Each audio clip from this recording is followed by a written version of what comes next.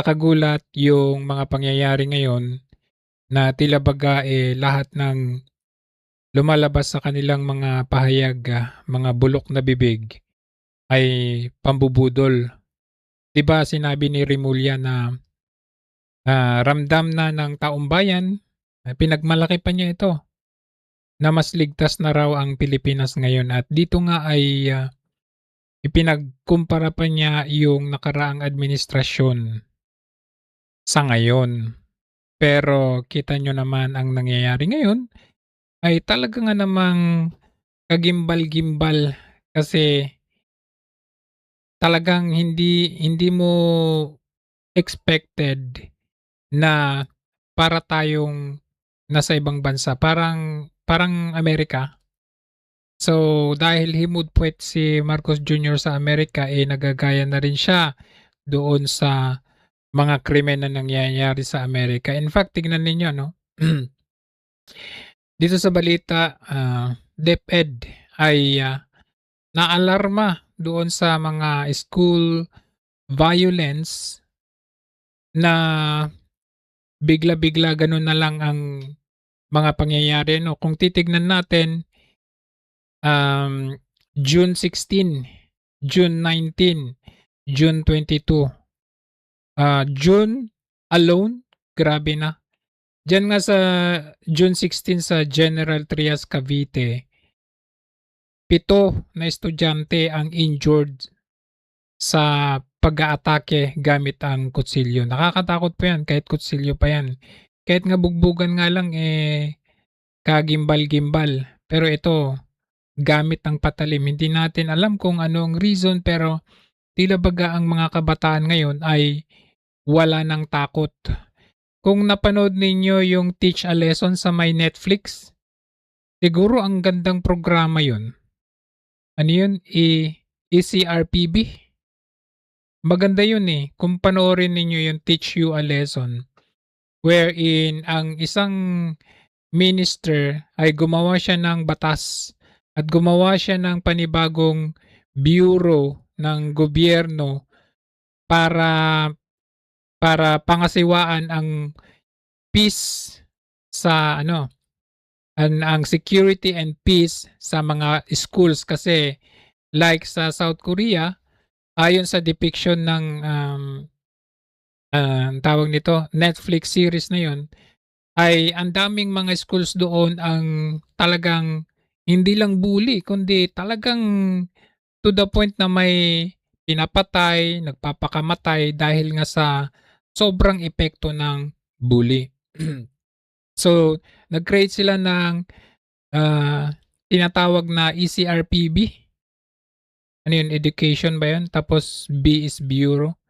So, parang ano 'yun, bureau na ang mga authority na nakatalaga doon sa ECRPB na 'yun ay may karapatan na bugbugin.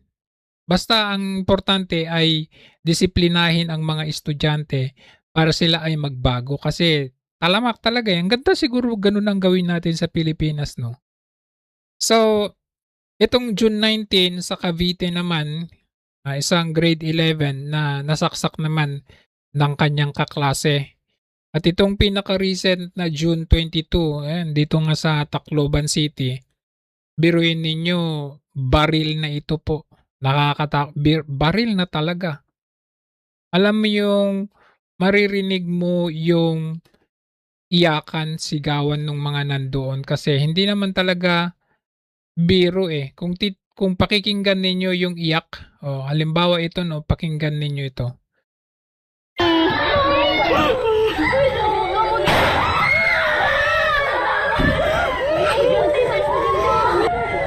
Grabe 'no? Yan po ay very, very, very traumatic talaga yan. Sabi ni Remulla ay, mas ligtas na raw ang Pilipinas ngayon pero kung titignan ninyo sunod-sunod in this June, by month of June alone ay 3 ng insidente with regard to the school violence. At kung titignan natin ano, ang taong 2026 ang may pinakamalaking budget sa lahat ng ahensya ng gobyerno, taliwas doon sa nakaraang taon wherein meron tayong, DPWH ang may pinakamalaking budget. Ngayon dahil na-booking sila doon sa flood control, scam nila ay, lumipat na si Marcos Jr. sa DepEd. Ang tanong natin, kung meron tayong sobrang laki, trilyon na budget para sa para sa DepEd, anong ginagawa ng budget na 'yan? Anong ginagawa ng Secretary ng Education? Anong ginagawa ng presidente mismo?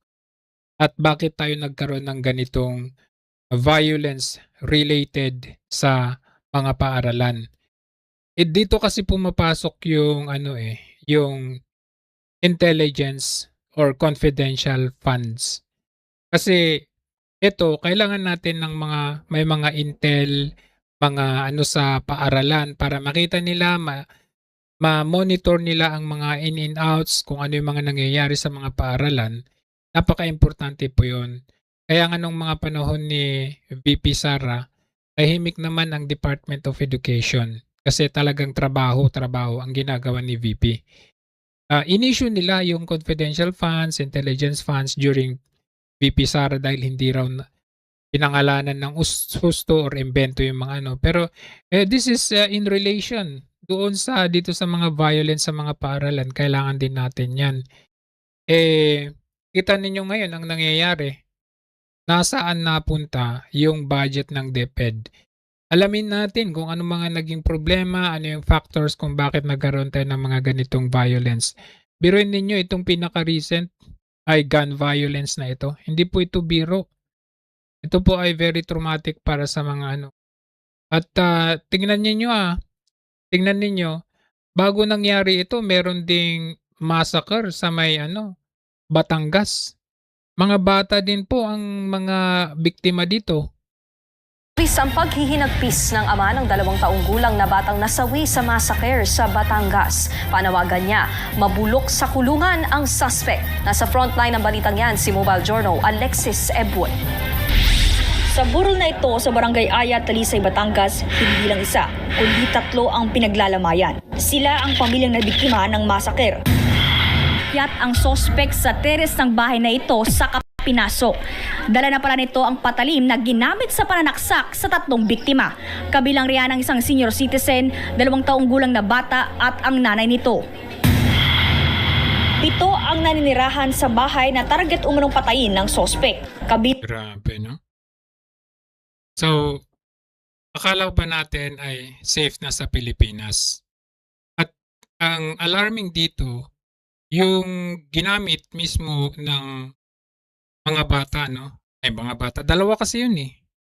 Yung ginamit nila na baril ay nagmumula sa isang policewoman. Delikado po itong ganito. Kumuha tayo ng update sa latest shooting mula sa ating Leyte correspondent Miriam Desacada. Miriam, ano na ang latest? Maraming salamat, Pinky. Nakatakdang dalhin ngayong gabi ang 2 suspect sa Police Regional Office 8 para ilalim ito ng ballistic at paraffin test. Ayon na rin ito ay Colonel Noelito Hitigan, City Director ng Tacloban PNP, habang patuloy pa ang investigasyon. Kung saan 3 estudyante ang kumpirmadong namatay at 5 naman ang naiulat na wounded. Dagdag pa ni Hitigan na isa sa tinitingnan nilang motibo ang sa trahedyang ito ay ang matagal ng pambubuli sa 14 years old. Dahil sabi ng 14-year-old, ayon sa mga investigador, grade 7 pa lang siya, binubuli na. Mula sa Hindi ba ito minomonitor ng ating Secretary ng Department of Education? Kasi may mga, syempre, alam nyo sa totoo lang, yung pambubuli na yan, matagal na yan eh. Tagal na yung ginagawa.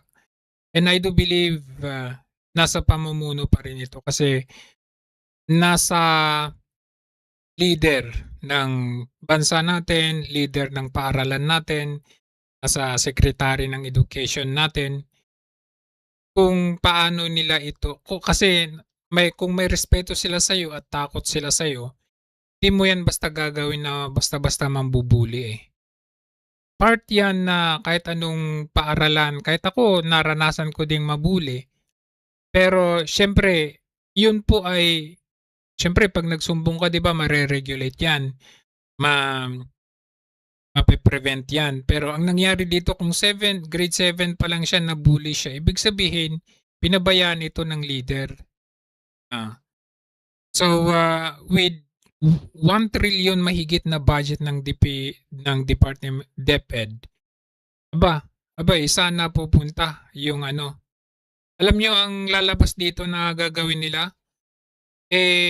Baka gagawin nilang kasalanan na naman ng mga Duterte. Kasi itong mismong, ito nakakatawa, no? Itong si Kiko Pangilinan, siya ang may gawa ng batas dito sa juvenile justice na ito. Na kapag ikaw ay underage, kahit nakapatay ka ay hindi ka makukulong. Tapos, siya pa yung may guts, kapal ng apog, na manawagan. Sabi niya nananawagan daw siya ng mabilis, ganap at tamang pagpapatupad ng juvenile justice law. Ano ba yung tamang pagpapatupad ng juvenile justice law? Kasi hindi na sila natatakot. Dadalhin mo lang sila sa social welfare and then pagkatapos noon, makakalabas din sila. At taliwas doon kapag sila ay kinulong, at least makakapag-isip sila ba na hindi na nila yun uulitin. Gaya nga ng sabi ko, yung ERCPB ng South Korea, I don't know if it's existing sa South Korea yun kasi sa ano lang naman yun, sa next Netflix series show naman yun. Pero pag ganun ang gagawin natin, i-detain, ikulong para matuto ang mga ito, at least somehow mapiprevent natin ito. Kasi wala na silang talagang takot eh. Yung ngang kagaya nung ginawa ni PRRD nung sa drug war niya, di ba? Doon, yung mga ganun ang dapat nating mga measures para yung mga tao matakot nang gawin itong mga bagay na sobrang kahindik-hindik kasi syempre nakadroga yung mga yan. Ito naman, kasi may access din sila kasi pulis pala ang, ewan ko kung nanay niya ito or yung pulis na pinagkunan nila ng baril para gawin ito, nakakatakot po ito na precedents na dahil sa bully, merong I think nangyari na din to sa sa Amerika, yung isang Korean din na nag-indiscriminate firing sa Amerika dahil ata sa yun, parang racial discrimination, mga ganun. So, sabi ni Kiko dito, hindi pwedeng pakawalan ng mga suspect. Ikaw nga gumawa ng batas na yun eh. Nakakatawa ka lang. Ikaw yung gumawa ng batas. Sabi niya dito, hindi pwedeng pakawalan ang mga suspect kahit